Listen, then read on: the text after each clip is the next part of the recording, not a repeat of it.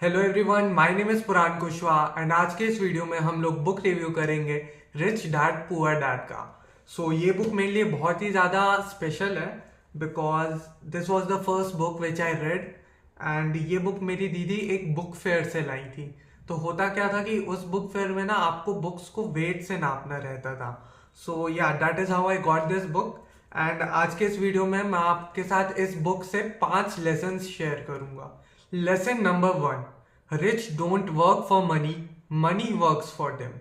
Okay, so book का basically plot ऐसा है कि रॉबर्ट कियोसाकी के दो डैड्स हैं, एक होते हैं रिच डैड और दूसरे होते हैं पुअर डैड। पुअर डैड जो कि उनके एक्चुअल में फादर होते हैं वो एक प्रोफेसर होते हैं और रिच डैड जो उनके दोस्त के फादर होते हैं वो एक बिजनेसमैन होते हैं। तो इस बुक में उन्होंने बेसिकली उन दोनों की मेंटालिटी का डिफरेंस समझाया है कि रिच लोग कैसे सोचते हैं वर्सेस पुअर लोग कैसे सोचते हैं। तो सबसे पहले मैं आपको पुअर लोगों की मेंटालिटी बता देता हूँ। वो ऐसा सोचते हैं कि हम पैसे के लिए काम कर रहे हैं। फॉर एग्जाम्पल मेरे मम्मी पापा जॉब करते हैं तो वो पैसों के लिए काम कर रहे हैं, बट रिच ऐसा नहीं सोचते। वो सोचते हैं कि हम पैसों को अपने लिए काम करवाएं।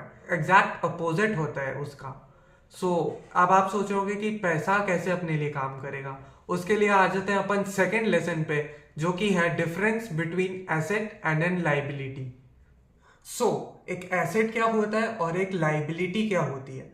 फर्स्ट ऑफ ऑल, एसेट की डेफिनेशन ये है कि एसेट एक ऐसी चीज होती है जो आपको पैसा जनरेट करके देती है, जो आपकी इनकम को बढ़ाती है। एंड लाइबिलिटी एक ऐसी चीज होती है जो आपके पैसों को कम कर देती है, जो आपसे पैसे छीन लेती है। इसको मैं एक एग्जाम्पल के थ्रू समझाता हूँ। फॉर एग्जाम्पल, आपने एक कार खरीदी, लेट्स से आपने स्विफ्ट डिजायर खरीद ली। देन ये कार आपके लिए एक लाइबिलिटी है बिकॉज ये जैसे ही आप शोरूम से बाहर निकलते हो तो इस कार की वैल्यू डेप्रिशिएट हो जाती है 50% से 40% से। एंड आप अगर चाहोगे भी तो भी इस कार से पैसा जनरेट करना बहुत ही टफ है बिकॉज ये एक लाइबिलिटी है। आपने पैसा लगा दिया बट उससे पैसा कुछ रिटर्न आपको नहीं मिला।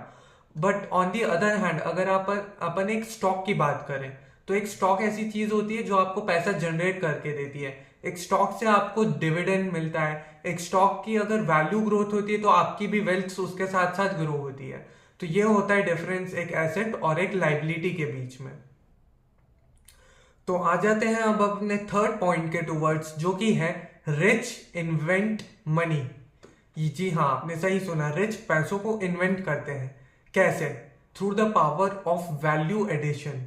फॉर एग्जाम्पल, जैसे कि मैं अभी एक वीडियो बना रहा हूँ, ये मेरा बस मैंने सामने अपना एक फोन रख दिया है एंड मैं सामने बैठ गया हूँ एंड मैं वैल्यू क्रिएट कर रहा हूँ आउट ऑफ नथिंग।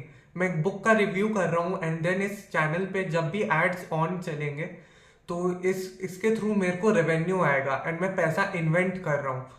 तो आ जाते हैं अपने चौथे पॉइंट के टूवर्ड्स, जो कि है वर्क टू लर्न।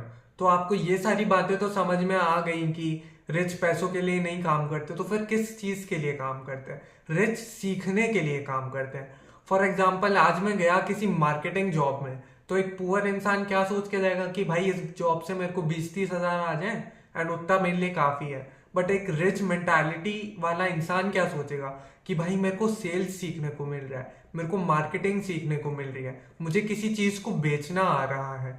ये सारी चीजें उनको सीखने को मिल रही हैं। तो रिच सीखने के लिए काम करते हैं और पुअर लोग पैसे कमाने के लिए काम करते हैं। वेराज रिच उन स्किल्स को सीख के अपने लिए जनरेट करते हैं वेल्थ को। So that is the difference between the mentality of the rich and poor. एक और चीज मैं आपको बताना चाहूंगा कि रिच की मेंटालिटी और पुअर की मेंटालिटी में क्या डिफरेंस होता है। कि रिच ऐसा सोचते हैं कि मैं, फॉर एग्जाम्पल, कोई चीज है, लेट्स से एक आईपैड है एंड मुझे वो चीज चाहिए, तो पुअर क्या सोचते हैं कि मैं इतना महंगा चीज अफोर्ड नहीं कर सकता तो मैं क्या ही करूंगा उस चीज का, तो वो सोचना ही बंद कर देते हैं। बट रिच सोचते हैं कि मैं इस चीज को कैसे अफोर्ड कर सकता हूँ। फॉर एग्जाम्पल, मुझे एक आईपैड चाहिए तो फिर मैं इससे क्या कर सकता हूँ? मैं क्या एक बुक लिख सकता हूँ? क्या मैं वीडियो जनरेट करके वेल्थ क्रिएट कर सकता हूँ ताकि मैं इस आईपैड को खरीद सकूँ? आपके मेंटल होराइजन ब्रॉडन हो जाता है, आपको आइडियाज आते हैं कि पैसा कैसे कमा सकते हैं। That is the difference between the mentality of the rich and the poor. तो आ जाते हैं अपने फिफ्थ और आखिरी पॉइंट के टूवर्ड्स, जो कि है टैक्स एडवांटेज ऑफ कॉर्पोरेशंस। तो आपने बहुत सारी ऐसे लिंक्डइन पे पोस्ट देखी होंगी कि अमेजोन के फाउंडर ने सिर्फ इतने ही $1000 का टैक्स पे किया। सो ऐसा होता कैसे है? वेल, टैक्स एडवांटेज होता है कॉर्पोरेशंस को, बिकॉज सबसे पहले आप इनकम कमाते हो एंड देन एक्सपेंस करते हो एंड देन आपकी जो इनकम बचती है उस पे आपको टैक्स देना पड़ता है। बट वेयर एज एक जॉब में ऐसा होता है कि आप इनकम कमाते हो और उस इनकम पे ही आपको टैक्स देना पड़ता है एंड देन जो बचता है उससे आप अपने एक्सपेंसेस करते हो। सो आपने बहुत सारी ऐसे पोस्ट भी देखी होंगी कि रिच रिचर होते जा रहे हैं और पुअर पुअरर होते जा रहे हैं। तो ऐसा किस लिए होता है? बिकॉज ये टैक्स एडवांटेज होता है कॉर्पोरेशंस के पास। So guys, that was it for today's video and I hope आपको ये वीडियो बहुत ही अच्छा लगा होगा, क्योंकि मैंने इस वीडियो में बहुत ज़्यादा टाइम इन्वेस्ट किया है। So make sure to like this video, subscribe to the channel and share the video. And और भी अगर आपके दिमाग में कोई कंटेंट का आइडिया आ रहा है कि भाई मेरे को इस पॉइंट पे वीडियो चाहिए, तो प्लीज़ कमेंट करके बताइएगा कि मैं और भी किस चीज़ों पे वीडियो बना सकता हूँ। एंड सेकेंड चीज़, इस वीडियो में आपको क्या अच्छा लगा और क्या बुरा लगा, दोनों चीज़ों को कमेंट कीजिएगा ताकि मैं अपने कंटेंट को और अच्छे से एनालाइज करके इसको और इम्प्रूव कर सकूँ। Thank you.